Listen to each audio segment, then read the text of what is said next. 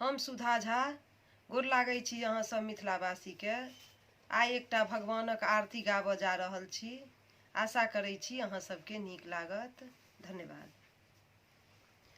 अंगना में एला भगवान, सखी सब करियौन आरती।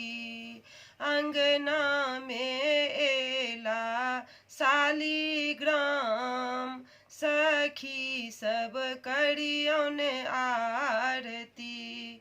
सोना के लोटा में नीर गंगा जल, सोना के लोटा में नीर गंगा जल। चरण पखारू भगवान जी के, सखी सब करियौन आरती।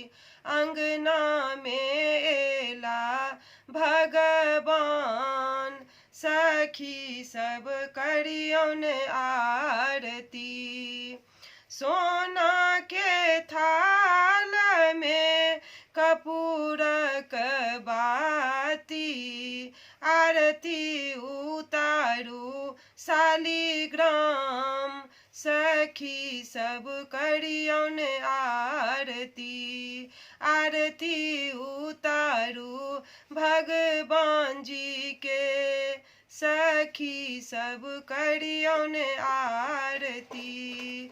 अंगना में एला भगवान, सखी सब करियौन आरती।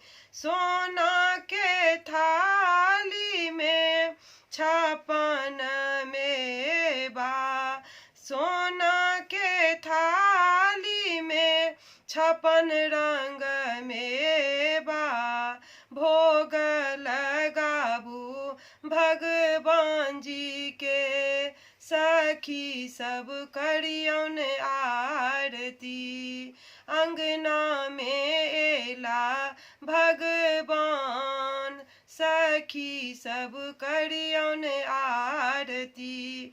सोना के डाली में फूल अछि साजल, सोना के डाली में फूल अछि साजल। फूल चढ़ाऊं भगवान जी के, सखी सब करियौन आरती। अंगना में एला भगवान जी, सखी सब करियौन आरती।